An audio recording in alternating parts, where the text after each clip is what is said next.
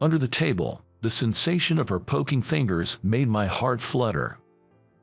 With a bit of alcohol, her expression was more alluring than usual. "Are you holding back anything?" she asked. I could only utter monosyllabic responses like or no. Then, with a smile, she suggested, "Why not let everything go? That'll be good for you. Let yourself free, okay? Can a man resist when such words are spoken by a woman he's smitten with?" I couldn't. I decided to bare my all to her. Yes, she had completely stripped me bare. My name is Jen Mason, a mediocre 35-year-old office worker.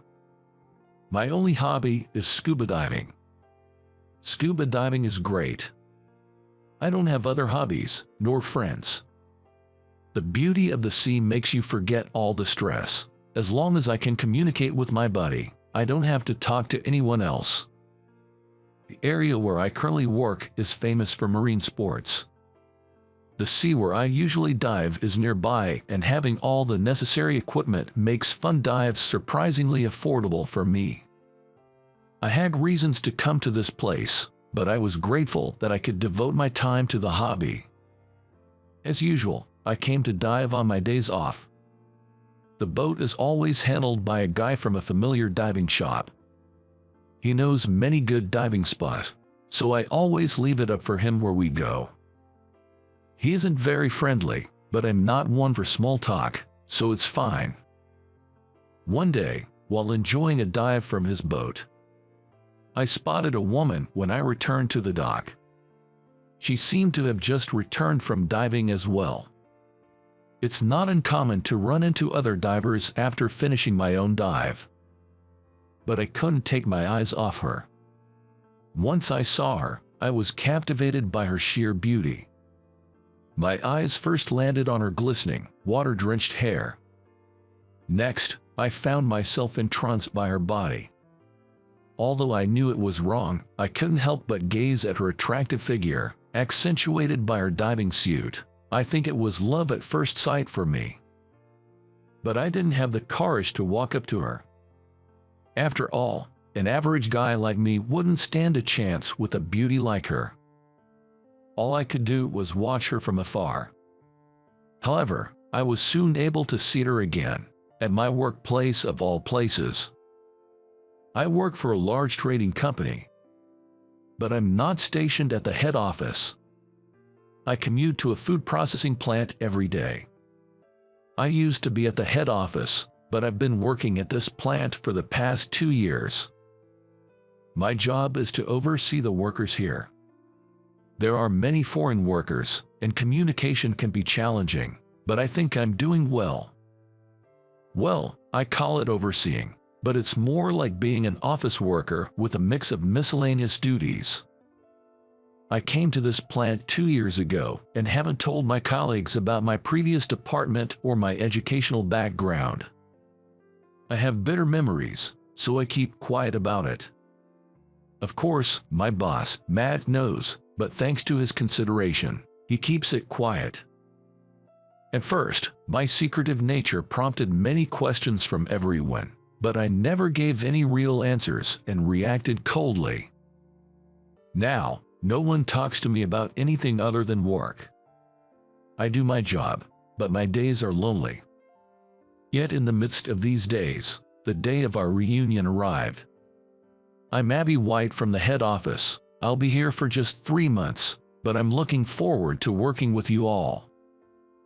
Thus introduced the woman who came to learn about the work at this plant from the head office for a limited period of 3 months, Abby White. She's the same age as me, and so beautiful. She's highly regarded in the head office, and a pan-comer they say. After I left, she was headhunted from a rival company and came to ours, a true elite. She is also the woman I fell in love with at first sight after diving. She looked stunning in her diving wetsuit, but in a business suit, she exuded a strong, professional vibe, which was equally impressive. She wore suits that fit her body stylishly. For her, it was only a 3-month stint at our plant, but she went all out. If there was anything she didn't understand, she'd ask. She also actively engaged in communication with the plant workers. She looked dazzling to my eyes. For someone like me who's lost his passion for work and is isolated at workplace. There was a time when I was passionate about my work, too. I can't help but laugh at my jaded self. One day, a fight broke out among the foreign workers at the plant. It started off as an argument between two people, but by the time we the supervisors rushed to the scene, more than 10 people were already embroiled in the dispute. Our company actively hires foreign workers, so the nationalities are diverse. Normally, communication is conducted primarily in English and Spanish, but this time it seems to have heated up considerably. At first, they argued in their usual languages, but they soon began cursing each other in their native tongues. Probably, the fact that they didn't understand each other only exacerbated their anger. The first to step in was Abby. She tried to persuade them in English and Spanish, but they seemed to be in no mood to listen. It looked like a physical fight was about to break out between them, so I hurriedly stepped in as well. After getting Abby to step back, I called out to a few guys who were causing the most trouble. Fortunately, the center of the dispute was between a Chinese and a Vietnamese worker. I happened to speak both languages. Thinking their native languages would resonate more with them in their heated state, I listened to their grievances in Vietnamese and Chinese. The workers, who were surprised at me for speaking both languages, started to listen to what I had to say. The whole incident seemed to be a small misunderstanding, but upon listening, it became clear that the foreign workers had their own concerns. Perhaps they were frustrated because they couldn't convey their feelings well in English. I continued to listen to the workers' opinions while interpreting it for my boss, Matt. We couldn't incorporate all their opinions, but I think we were able to find a good compromise. Sometimes, when Matt was at a loss for a response, I even proposed a solution. When everything was resolved, Matt expressed his gratitude to me quite a bit. "Well, Jan, you're a real standout. The elite really is different." I quickly shushed Matt, who was praising me like that. "Could you please make this a case handled and resolved by you, boss?" I got it. Matt answered cheerfully. "I can speak Spanish, Chinese, and a little Vietnamese. But I absolutely don't want everyone to know that. I'd rather be seen as a guy who's not very useful." The hardest person to deceive was Abby, because I had spoken multiple languages in front of her. As expected, after the issue was resolved, Abby bombarded me with questions. "That's amazing that you can speak so many languages. Did you study abroad, or did you learn it for work?" I laughed it off. "Well, haha, that's embarrassing. Please forget about it. It was just a coincidence that I could speak those languages. I'm just an ordinary, unimpressive employee." Abby seemed to have more to say, but when I avoided the conversation and left the scene, she didn't say anything else afterwards. She might have understood my desire not to be scrutinized. About a month after the workers' quarrel, the company's end-of-year party was held. I often decline invitations to parties, but I always make a point to attend the end-of-year party. As the party progressed and people got a bit tipsy, Abby came to sit next to me. Abby will be returning to the head office after the new year. It'd be only a little while where I can see her beautiful self. I was feeling a bit sad. Then, something touched my leg under the table. It was Abby, playfully nudging my leg. What? I was a little taken aback and tried to ask her what was going on, but Abby put her finger to her lips and said, "Shh. You're hiding something, aren't you? You're actually really competent, right?" Her words took me by surprise. "That's not true at all. You don't have to hide it. Why don't you let it all out? Clear the air, don't you think?" Though her tone was light and it sounded like she was joking, Her eyes were serious. So I nodded to Abby's words and we snuck out of the end-of-year party together. We found a quiet bar where we could relax and ordered some drinks. Then I slowly began to speak. Do you mind listening to my pathetic story? No, not at all. I approached you because I wanted to hear your story. I used to work at the head office. I can speak several languages. I'm good at negotiating. And I even received a notice of promotion to manager. Upon hearing my words, Abby's eyes sparkled. Manager at the head office, at your age, that's amazing. But then, how come you sent off this far? My wife cheated on me. I came home early as a surprise on our wedding anniversary, and there was another man. She didn't even try to justify or apologize. She just demanded a divorce. She told me, it's your fault for neglecting me. I want someone who stays by my side. You just graduated from a good university and have a high-paying job. That's it. Abby slammed the bar table with a bang. That's horrible. Unforgivable. I laughed at her words. No, the horrible one is me. What she said was true. I was always working.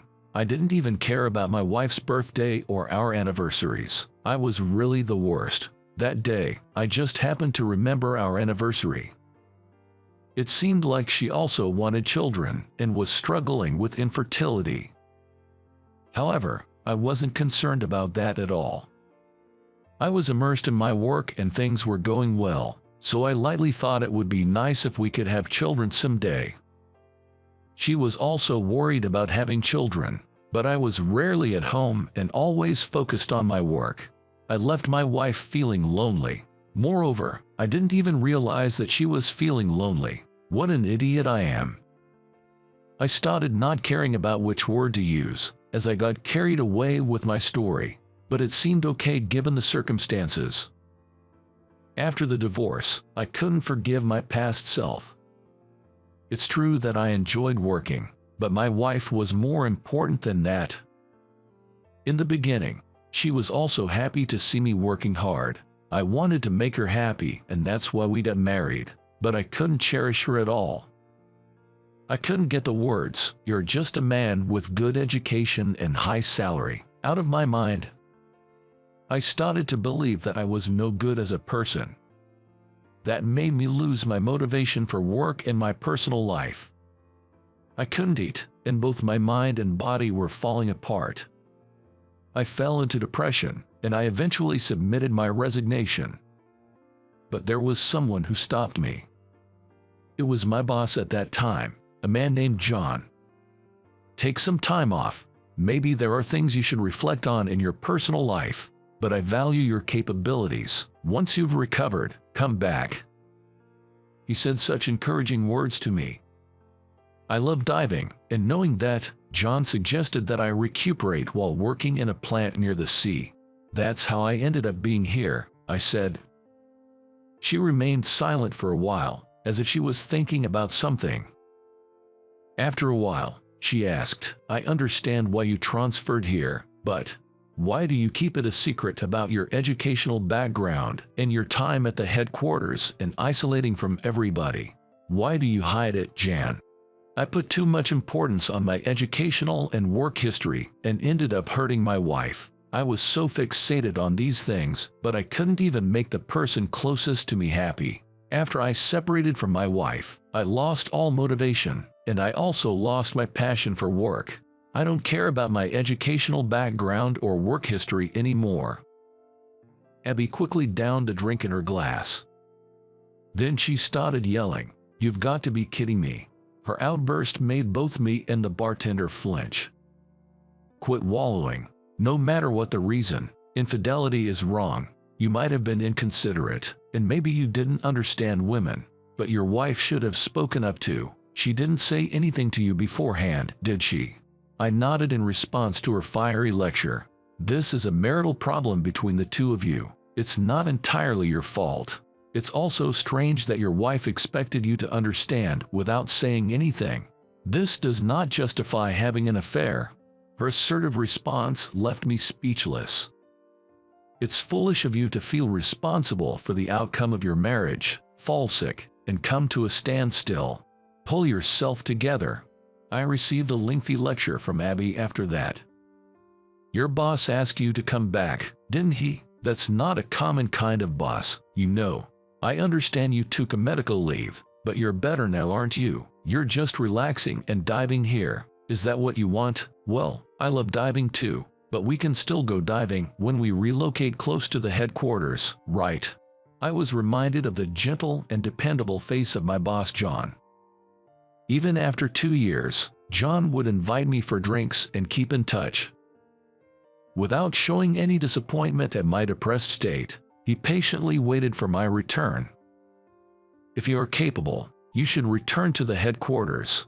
The plant isn't the place for your talents. I'm not sure if you can return with all this moping though. I'm going to the headquarters first. I'll work hard and climb the ladder. Abby shone brightly as she spoke. I like you. Yes, I do, I unintentionally murmured. Though I regretted it, I couldn't take back my words. Abby blushed instantly. What are you saying out of the blue? We were talking about work. I'm not interested in dating anyone right now. I'm focused solely on work. But well, I was impressed by you when the dispute happened, so I might consider it if you return to the headquarters and start over again. I had braced myself for a hard rejection, but it seemed I'd managed to dodge that bullet. Whether or not my feelings would reach her depended on my actions from here on out. I'll give it my all, I said. At those words, Abby showed the brightest smile I'd ever seen on her. Soon after the new year, she returned to the headquarters. Later, I contacted John and spent a year making my way back to the headquarters. Finally, I came back to my former office. Upon seeing me, Abby narrowed her eyes and gave me a warm smile.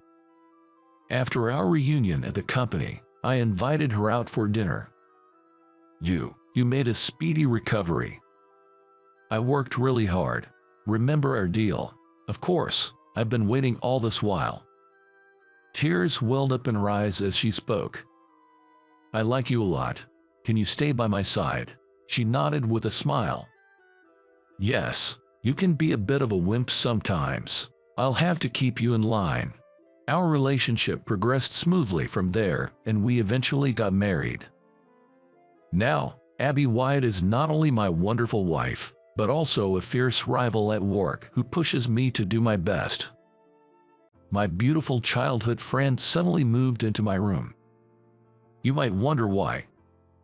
My name is Adam Williams. I'm just an average single office worker. But right now, I'm doing my best raising a child. The 3-year-old girl is active and sometimes a handful. Every day I was flitting back and forth between work, daycare, and home. You might wonder why I, a single man, am raising a child, and there is a big reason for that. The 3-year-old I'm raising now is my niece, Hannah. Her mother is my sister. However, my sister and her husband died in a traffic accident 6 months ago. My parents are elderly and often in and out of the hospital due to poor health. I thought of turning to my brother-in-law's family, but it seems they were not on good terms, so I couldn't rely on them. But I felt bad putting her into an institution, so I decided to raise her myself. Luckily, I have a decent income and a good amount of savings as a single man. On top of that, my workplace is flexible with hours, and my boss, who is also raising a child, fully supports me. I was told I could take time off if something happened, and even if I couldn't work for a while, I had enough money to live on. But raising a child is not so easy. Hannah, now 3, is starting to learn words and talk about various things. But because she's still developing her language skills, there are times when she can't express her feelings well. And I am not used to raising kids. I cut back my work hours and left Hannah at my parents' home or daycare during that time, but honestly, it was not sustainable. While Hannah is usually quiet when she's at my parents' house or daycare, as soon as we get home, she starts creating chaos, shouting, "I want juice, I want to play." If I scold her while she's throwing a tantrum, it only makes things worse. In the beginning, I had determined to raise Hannah, but after taking her in for a few months, I'll be honest, I was feeling down. Every time Hannah cried, I felt like she was saying that she'd be better off with her real family, and I was feeling pressured. Seeing me like this, my parents decided to help. They sent a housekeeper to help me out. They suggested I should take a little break. They probably felt bad for putting so much burden on me, considering they were in and out of the hospital. The house was a mess, and there were many times when I felt I needed a woman's touch. I was really grateful for my parents' thoughtfulness. So, today, the housekeeper was supposed to come. She's from a home cleaning service. When I saw the housekeeper who arrived, I almost screamed. And Mary, Adam, we both nearly screamed in front of the entrance. Yes, the housekeeper who came today was my childhood friend. Her name is Mary. She used to live in my neighborhood, an incredibly beautiful girl, my first love. Mary was just so gorgeous in every way that there were many other boys who also had her as their first love. She had clear skin, beautiful long black hair, a figure that developed too well, and a calm smile.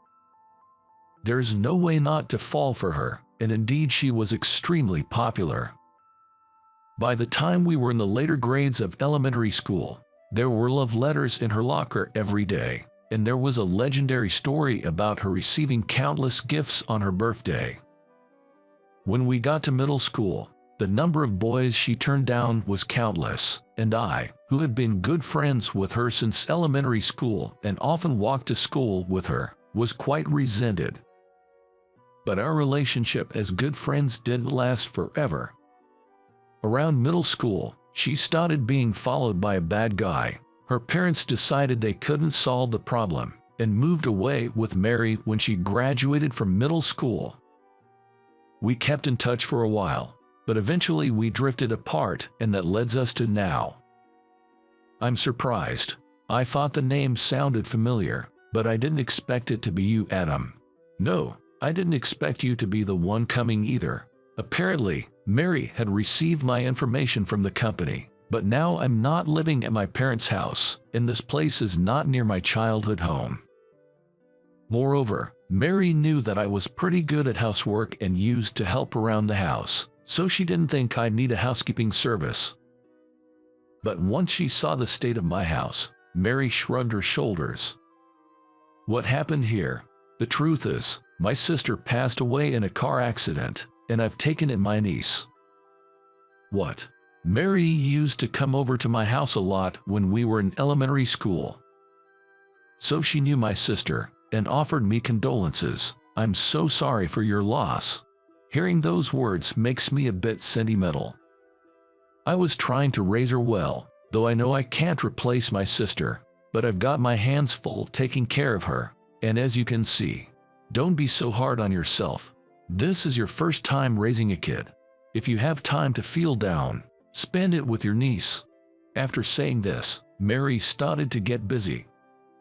She opened the windows to let in fresh air, quickly put the laundry I'd taken off into the washing machine, and started tackling the dishes pile. She was like a wizard. When I picked up Hannah from the daycare and came back home, the house was unrecognizably clean, which even surprised Hannah. Our house is so shiny. Mary's work should be finished by the evening. I figured she would have left while I was at the daycare picking up Hannah. I felt I should have thanked her for her amazing work, and just as I thought that, "Oh, welcome back." From the kitchen, Mary poked her head out. She was wearing an apron, and her appearance was that of a typical wife. "Wait, Mary, weren't you done for the day?" "Yeah, I was, but I just couldn't leave it like this. Oh, here's your key." I had left my key with Mary and asked her to leave it in my mailbox when she was finished. I didn't want to keep Mary until the time I picked up Hannah, but it seems like she stayed anyway, after notifying her company that she'd be going straight home. "Nice to meet you, Hannah. I'm sorry to bother you at home. My name is Mary. You must be surprised, right?" Mary squatted down to say hello to Hannah, but Hannah, perhaps a bit shy, clung tightly to my leg. Seeing this, Mary smiled and said, "It's a bit intimidating, isn't it?" and then looked at me. "Come on, wash your hands and gargle. I made dinner, so let's fill your tummy first." "But, aren't you off work?" "Yeah, I'm done, but I just wanted to help out personally. I hope you don't mind." Mary looked up at me, her head cocked to one side, and honestly, I couldn't resist her charm. In fact, I was quite pleased. I have joked about wanting to try Mary's cooking before I left to pick up Hannah, and it seems she had heard me. Of course, I can cook too, but there are times when you just want to eat someone else's homemade food. So, I decided to let myself enjoy Mary's hospitality today. Hannah was initially nervous, but the moment she tasted Mary's hamburger, she said, "Delicious, better than yours, Uncle," and was wolfing it down. In no time at all, she warmed up to Mary. It's a hard pill to swallow, but Mary's burger is dozens of times better than mine. I wonder how she manages to make such a juicy and fluffy hamburger. And she even shaped the burger into a bear to make it appealing to children. Seeing Hannah's delighted face, even though I felt a bit frustrated, it must have shown on my face. Since you, Adam, have been taking care of Hannah, I was able to focus on the cooking. That's why it's only natural that my cooking is better than yours. She said something like that. At that moment, I felt my heart, which had always been half-hearted about childcare, suddenly lighten. It's always like this. Mary knows just the right words to say when you need them. When I lost a fight in elementary school and was feeling down, Mary would comfort me, saying, "Is it really amazing to win a fight? I don't think so. You're just fine as you are, Adam." And when it looked like I wouldn't get into the college I wanted, she gently pushed me forward, saying, "It's not the end of the world if you don't get into that school. You'll have other opportunities at other schools, and if you stress too much, you might fail to seize even those you could have." Thanks to her, the pressure eased, and I was able to successfully pass the exam. But Mary moved away, and I haven't been able to return the favor. I was thinking about this while I was putting Hannah to bed. I'm a grown man, and I really wanted to do something to repay her. But I've spent a long time apart from Mary, and honestly, I didn't know what she would want. So I asked Mary, "Hey, Mary, I want to thank you for everything you did today. Is there anything you want?" When I suddenly said that, Mary looked surprised with wide eyes. What's with you all of a sudden?" "No, it's not sudden. I've been helped by you since the old days, Mary. I just want to return the favor." "That's a bit too much." Mary tried to laugh it off, but seeing my serious gaze, she coughed a little in embarrassment. "Well, if you insist, there is something I want." "Really? What is it?" "I can't promise anything, but I'll try to get it for you." "Well, a spare key to your place." What? Mary looked straight into my eyes, without making a joke. "Well, without me around, Adam, I think you'll mess up the room in no time." Also, I'm worried about Hannah. Girls grow up so fast. Even you sometimes make comments that lack delicacy, so I want to stick around for a while. Saying that, Mary extended her hand. "Are you sure about this?" "Absolutely. It will be convenient for me, and I'll be happy to have access to your house." Mary gifted me with a warm smile, so I handed her the spare key. Since then, my life has changed dramatically. In the beginning, Mary would come over in between her housekeeping service jobs, but that was just at first. Lately, she's started staying over at my place, claiming that it's too much trouble to go home. Living under the same roof with the woman I once adored. It's a wonderful thing. But the reality is, with a 3-year-old girl in the house, there's no time to dwell in such moods. Thanks to Mary taking over the housework, I can spend time with Hannah, and Hannah returns home having learned a lot at her daycare. If I take my eye off her for even a moment, I'd surely be left behind her growth. So, I was happy that I could properly look after Hannah, and Hannah too has seen changes. She must have associated Mary with her mom. Hannah started to become more dependent on Mary, and she stopped throwing tantrums. Even if Mary isn't her mother, the presence of a woman who is there to protect her must have comforted Hannah. Before we knew it, neither Hannah nor I could imagine a life without Mary. We started going out together, playing together, just like any normal family. It was about time to be a real man. I started thinking about marrying Mary and wishing that we could stay together forever. But what about Mary? Well, she's done so much for us. I wanted to believe she feels the same way. But this is not something I can rush into. With that thought, I hesitated. Can anyone blame me? I didn't want to ruin this relationship. But all things have an end, and that day came suddenly. Actually, I was married before. It was when Hannah was asleep, and we were enjoying a quiet drink. Perhaps buoyed by the alcohol, Mary dropped this bombshell out of the blue. What? I was so surprised that I involuntarily screamed out loud. I hurriedly clamped my mouth shut and looked at the bedroom, but Hannah hadn't woken up. Feeling relieved about that, I listened to the rest of Mary's story. I thought, this guy seems nice, I could marry him, but turned out he was a huge narcissist. He only kept me around because I was pretty, and he demanded I make an effort to stay beautiful. Can you believe that? Mary was unusually venting as she said so. Despite her beauty, Mary was always sought after for her looks.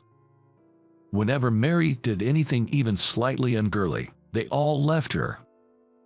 It's so much easier with you, Adam.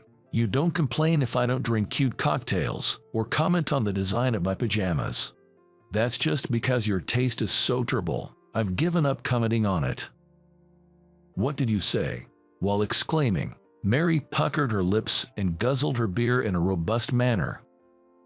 She always drinks like this, but today she was even faster and more masculine.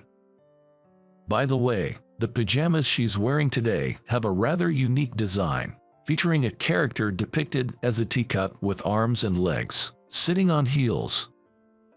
I wondered why Mary chose it, but Hannah found it very good. I didn't understand it, and I'm not one to comment on Mary's clothes, but if a woman differed from their ideal, some men would point it out or even enforce their ideals. That must be quite stifling. So, thank you, Adam. For always accepting me. I should have married you. I wonder why I ever let you go. With that, Mary slumped over the table. I thought it was her way of hiding her embarrassment, but I was wrong. Mary had fallen asleep right then and there.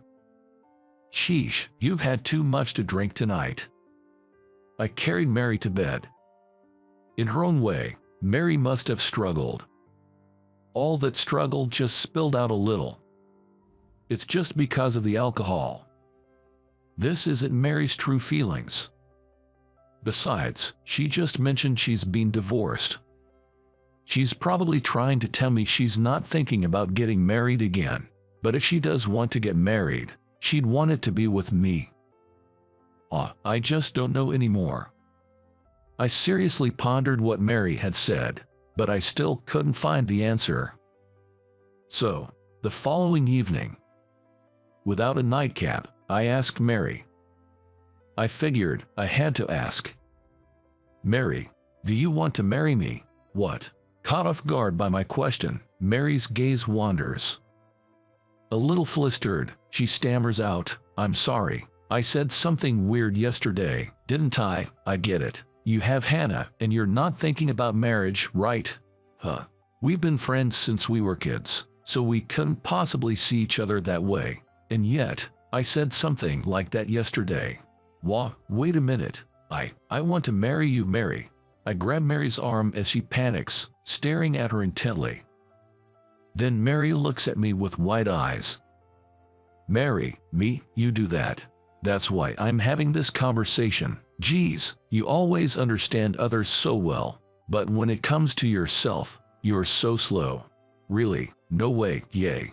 Mary hugged me, careful not to wake up Hannah with her excitement. I was surprised, but I stroked her head. Mary cared about me too, but she held herself back, seeing me struggle with raising Hannah, figuring I didn't need more on my plate. In other words, the two of us, together, couldn't take that important step. It's pathetic for adults like us, but maybe this is the result of being too considerate because we care about each other so much. But Mary, are you really ready to get married? Usually, people are more careful about this kind of thing. I'm ready in my heart. Saying this with a smile, Mary stepped back from me. She then took something out of her bag and held it out in front of me. When she unfolded it, it's a marriage certificate. When did you get this? You remember how I told you yesterday that I was divorced? That made me want to show my commitment, so I picked this up today. Mary said this with a shy smile. Despite all the talk, I was determined to properly convey my feelings to Mary, who had prepared so well. I love you, Mary. I love you too, Adam. And with that, we both broke into laughter. Not long after, Mary and I got married. It's what you'd call a zero-dating courtship marriage. We were practically dating, but we had never been on an official date or anything like that. So, since we got married in that state, we were very conscious of each other's situation and very nervous about each other. Well, we were happy to be in that mix of beginning a relationship and a honeymoon period. You get what I mean, right? Despite all this, we didn't have a wedding ceremony. There's Hannah to think about after all. Besides, we thought our apartment was too small, so we bought a house, which meant we couldn't afford a wedding. Once we got the house and bought a car, Hannah, before we knew it, was 6 years old and had grown into a grade schooler. With our marriage, we officially adopted Hannah and we became a legal family. Now, hearing her call us Dad, Mom, brings us so much joy. And our family isn't just Hannah. There's a new addition on the way, in Mary's belly, our child, who will be Hannah's little brother or sister. Even though Mary's not showing much yet, Hannah has already started helping out around the house, perhaps in the spirit of being a big sister. Mary always said that girls grow up fast. She wasn't kidding. But there's always laughter around us. We're happier now than I could have ever imagined when it was just Hannah and me, and I am fiercely determined to protect this life at all costs. For Hannah, for Mary, for the child who's on the way, I've resolved to do my very best. How did you find it? Your subscription to the channel motivates us to create more content. Let's meet again in the next video. My name is Raymond Johnson, and I'm turning 28 this year. I work in sales at a well-recognized major corporation. I think my sales performance is pretty decent. It's a result of me pushing myself hard at work since I never really exerted myself in anything else. My mother passed away last year. My father left because of divorce when I was too young to remember him. But since my mom passed, I've been feeling unmotivated. In my job and everything else.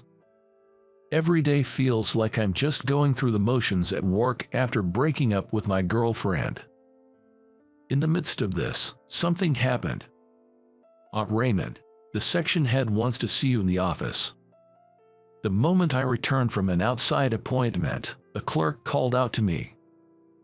My section head and I have never gotten along well. Probably because my lack of motivation is a thorn in his side. It seems he doesn't like that even a clearly unmotivated me was the top contract maker last month. It's a hassle dealing with him since he picks fights over the smallest things. It's Raymond here. May I come in? I knock on the manager's office door and enter. The manager and section head look at me with stern faces. Can you explain what this is about? What the section head thrust in front of me was an annual contract with a major client I had been working on. It was a job I had just handed over to a junior after being told to do so by the team leader. In other words, a project no longer in my hands. Why would you leave this in such a half-finished state and hand it over to a junior? That's irresponsible. While I was thinking about what was going on, the team section started yelling at me. He thinks that by yelling and intimidating, he can get his way. It's clear that the section head, who seems to be under this misunderstanding, wants to shift all the blame for this failure onto me. His words are nothing but criticisms of me. I think the section head probably wanted to claim this contract as his own success after it had passed from me to the junior. The evidence for this is that the junior came to me just the other day saying he felt like his job had been stolen. If successful, it would be his credit. If it failed, he could eliminate me, a thorn in his side. Pretty cunning. I held my silence as my supervisor continued to berate me. The manager just watched silently. In the end, he handed me my transfer notice. You're being transferred. The new assignment was a secondment to a client's factory. In other words, a demotion. I was so tired, I just took the notice without any objections. Then I checked where I was being transferred to and exclaimed, "Alaska, isn't it freezing there?" My comment, breaking the silence, made a vein on the manager's forehead twitch. "Is that all you have to say?" After that, the manager lectured me for an hour and a half. "Man, being seconded at this time of year, what the hell did you do?" The factory manager, holding the transfer notice, said this with a laugh when he came to greet me. Well, it was an obviously awkward timing for a transfer. Anyone would suspect that I messed up something. The post I was assigned to was a factory located in the suburbs of Anchorage, Alaska. I'm from LA and really hate the cold. Even though it's the south of Alaska, it's still cold for me. Even though summer was almost here, there was no sign of it at all. I look forward to working with you. I've heard that I will be in charge of general affairs. I'm from a sales background, so I'm counting on your guidance and strict instruction. As I entered the office and bowed deeply, everyone greeted me with warm applause. I remember feeling relieved and my shoulders relaxing at their response. The company housing provided for me was a room in an old apartment building. I hear there are many students and workers who are away from home living here. There was a young man living in the room next to mine. We've only exchanged greetings a few times, but he always seems to be with a different girl, so I guess he's quite a player. The apartment is on a hill, and you can see the sea in the distance. At night, the city lights are beautiful, and opening a can of beer while looking at the view from the balcony after work became my blissful moment. Today, as I was walking up the hill to return to the apartment, I passed by several children carrying paper lanterns. It was that brief time between sunset and twilight. I felt as if I'd slipped into a different dimension. Spotting a large bamboo decoration in the playground of the daycare halfway up the hill, I finally realized that today is July 7th, the day of the Star Festival. I guess the children are going to a festival. Thinking that, I unlocked the door to my apartment. Loosening my tie, I headed straight to the fridge to grab a can of beer. Then I went straight out to the balcony and opened the beer. There were paper lanterns swaying here and there on the hill. I could hear the children singing something on the wind. Tassels on bamboo, it's the Star Festival. It sounded like a children's song I've never heard before, and it had a strange feel to it. Learning little by little about the unknown aspects of this land isn't so bad. For the first time since my transfer, I thought something like that. At that moment, someone knocked at my door. I didn't know anyone well enough in this place to visit me. Thinking it must be the factory manager or the landlord, I opened the door without checking the intercom monitor. Standing in front of the door was a beauty in a robe. She was wearing a navy and white robe and holding a paper lantern. She sang the song the children had been singing earlier in a shy, quiet voice while looking down bashfully. "Bamboo for the Star Festival, let's celebrate. I need a candle, please." The next moment, she wraps her arms around my neck and buries her face in my chest. I hope she'll forgive me for instinctively wrapping my arms around her waist when embraced by a beauty in a robe whom I've just met. "I want more than just a candle, I want your best," she whispers in a slightly husky voice, and I'm taken aback. But she's definitely not someone I know. For her honor, I had to say something, and I called out, "I think you've got the wrong guy." My voice ended up being louder than I intended, but I was nervous too, so I hope she'll forgive me. "Aren't you, Jack?" Startled by my voice, she lifted her head and for the first time, really looked at my face. No, I'm Raymond," I responded with a wry smile. Apparently, she mistook me for her boyfriend. Her face turned beach red in an instant. From this close, I could see the long eyelashes outlining her wide-open eyes tremble. I'm so sorry. It seems like I've made a mistake." She quickly detached herself from me. Just at that moment, the door to the adjacent room opened and a cheerful couple, entwined at the waist, emerged. The young woman called the man Jack. At that point, I understood the situation. The beauty in a robe froze at the sight of the two of us. As the man began to turn his face towards us, she slipped into my apartment's entrance to escape his gaze. Pushed by her momentum, I fell back into my own front door. What a twist of fate. I found myself toppled over, trapped under a beauty at the front door. In this state, I silently waited as the sounds of footsteps from the adjacent room faded away. Eventually, the sound of an elevator door opening followed by the pitter-patter of children's feet overpowered the previous pair's footsteps. Gently pushing off her soft body, I asked, "Are you okay?" The beauty in a robe, her face a-daze, pulled away from me and sat on the spot. Her side profile was somewhat sad, but beautiful. "I'm sorry. I not only made a mistake but also caused this inconvenience. I was really trying to surprise him." She tightly gripped her robe and lowered her head, repeatedly apologizing to me. A single tear dropped onto the back of her clenched hand. Wanting to comfort her, I reached out to touch her shoulder, but just then, the half-open front door swung fully open. "Star wishes on bamboo during the Festival of Star. Let's celebrate. Gimme a candle, eh?" There stood children in robes, each carrying a lantern. Singing a festive song, they reached out their hands. The beauty in a robe said, all right," pulling out candies from a plastic bag she held and handing them to the kids. With candies in hand, the children joyfully ran off towards the next house. It felt strangely like Halloween, and I just blankly watched the scene unfold. "Is this something like trick or treat?" I asked the beauty in a robe, who had been seeing off the children. The beauty in a robe looked at me in surprise. Then, as if understanding, she muttered softly, "You're not from around here. This is a candle collection event. On the day of the Star Festival, kids go around houses like this to get candies.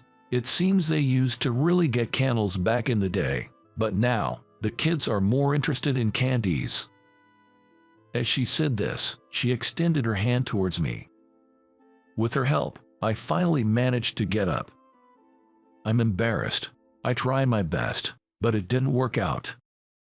She said this with a slightly relieved expression on her face. I've been told that I'm not cute since my high school days, so I tried a little. Pretty dumb, right? The beauty in a robe seemed to be one of the neighbors. I kind of knew there were other women, but I thought maybe he might choose me.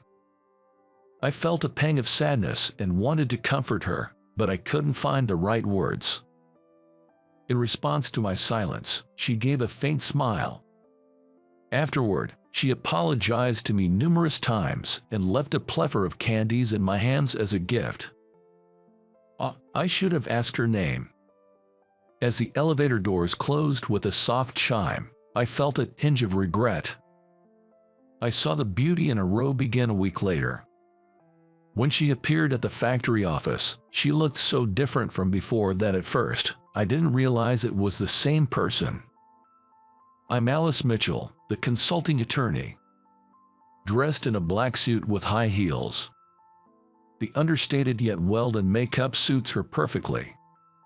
When she wore a robe, her lips were a cute pink, but now they're painted a calm beige. Thank you for the other day.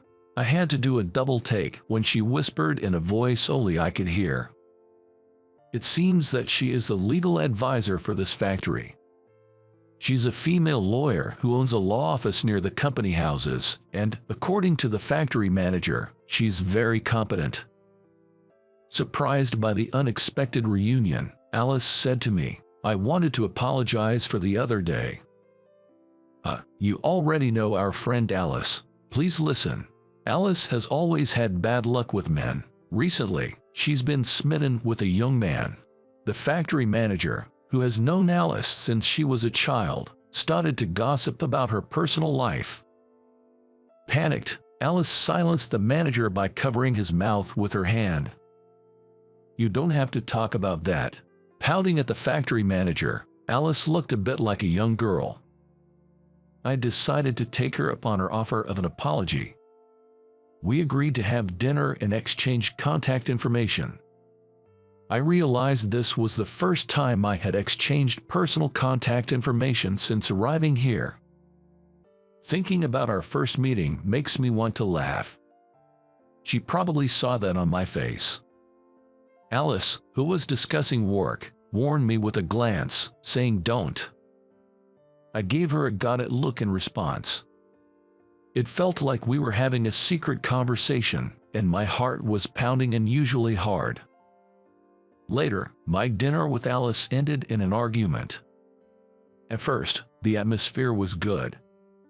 We were at a nice Western restaurant near the harbor, and everything was going smoothly until we had a little wine. As the meal was nearing its end, I think we were both getting drunk. I'm not good at alcohol. I don't think I have a bad temperament when I'm drunk, but I do tend to let my true feelings show a bit. Do you like younger men? When Alice told me she had broken up with that boyfriend, I impulsively asked her that. For a moment, it felt like the temperature of the atmosphere surrounding our table dropped by about 2 degrees. Despite my tactless question, Alice smiled with adult composure. What a rude man, to ask something like that. She placed her wine glass on the table. Does age matter in love? But the guy next door, he's a college student, isn't he? You're around 35, right, Alice? Isn't that a bit risky? The day after the commotion, I ran into the neighbor in the elevator and had a brief chat. I was surprised when I heard that he was still a college student. I'm only 32. Alice's voice quivered as she corrected me about her age. Really? Well, there's not much difference between 35 and 32. For a college student, both ages might seem like old hags. Alcohol can indeed be scary. At that time, I think I was just trying to grab her attention. I continued to provoke her with my words. Regretting it when you're sober doesn't do any good. Right, I'm an old hag, but there's a big difference between 32 and 35. What? In what way? At that point, Alice's patience snapped. She stood up from her chair, glaring at me.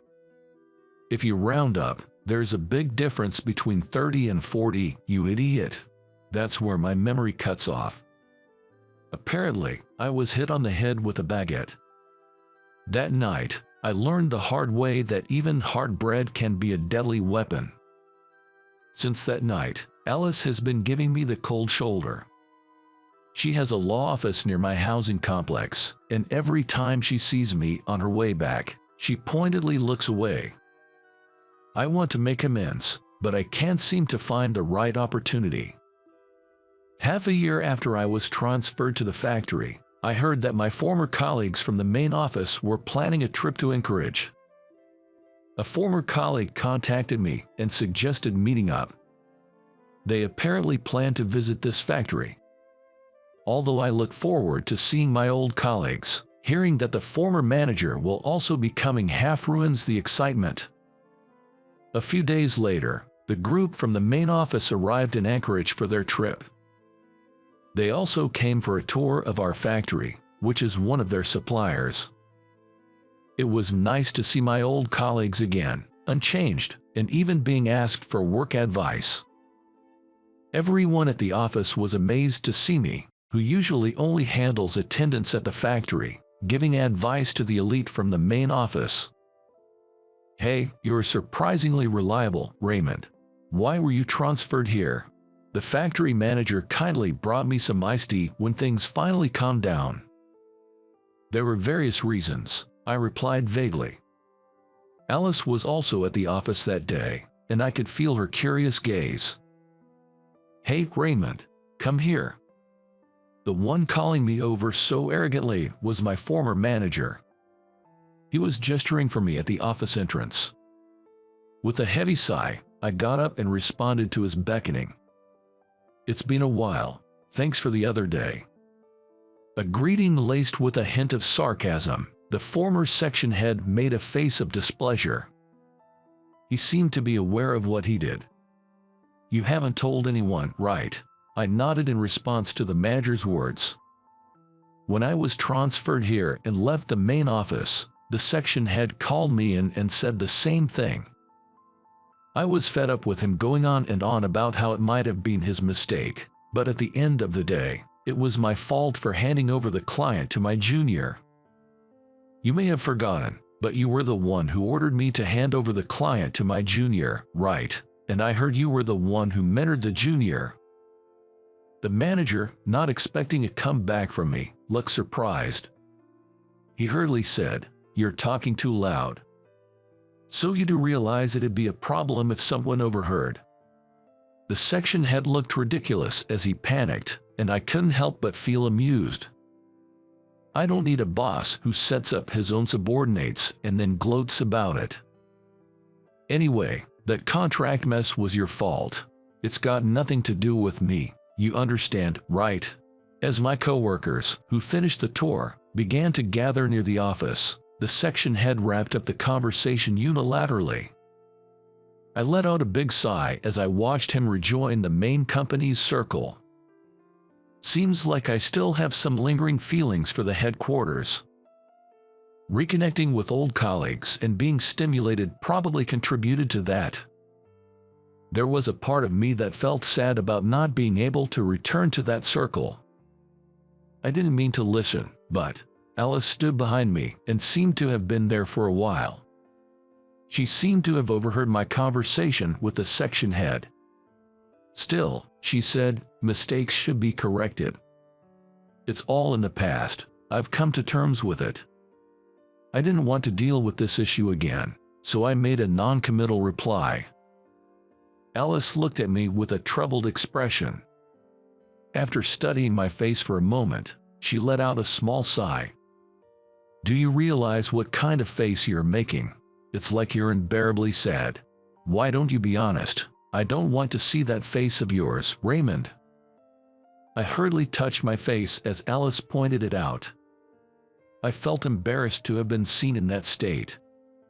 Pretending to have given up while still having regrets is the most uncool thing. I'm really uncool, pretending not to have any lingering feelings. As I covered my trembling mouth with my hand, I admitted my true feelings to Alice. I felt like I couldn't lie to her. It's not uncool. It's not shameful not to give up on what you want. Let's reclaim your place. I'll help you. Alice said those encouraging words while looking straight into my eyes. Thank you. As I bowed my head, she replied, leave it to me, with a smile. Then began a series of hectic days. With the cooperation of my old colleagues, I collected evidence of the manager's wrongdoing. It turned out that not just me, but other colleagues had also been blamed for his mistakes or had their achievements stolen. The accusations kept piling up. We sought out every illegal aspect. Thanks to Alice's efforts, the documentation for accusing the manager was prepared quickly. You're surprisingly popular, despite being the kind of person who'd say such terrible things to me. Looking at the petition for my return to the headquarters collected by my former colleagues, Alice murmured in surprise. It seemed that she had not forgiven me for what happened that night. I'm really sorry about that time. I was nervous and drank too much. That night, I got too drunk because I was nervous about being alone with Alice.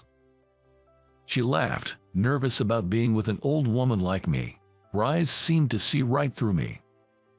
Taking a deep breath, I turned to face Alice. That day, I really wanted to make a move on you, but I just couldn't say it. At my words, Alice gave a satisfied smile. Then she cut the conversation short with, we'll continue this later. It seemed my confession had fallen on deaf ears. Then, the accusation at the head office was successful. As soon as I contacted Alice, she kept repeating I'm glad with obvious joy. Now I can return to the head office. That's good news, isn't it? I could hear a hint of sadness in Alice's voice coming from my phone. With that, I made up my mind. I decided to jump on the last flight to Anchorage. I couldn't wait to see Alice's face again. I took a taxi from the airport and rushed to Alice's law firm.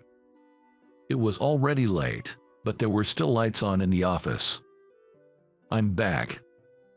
When I opened the door to Alice's law firm, she was working overtime by herself. Oh, you're back already.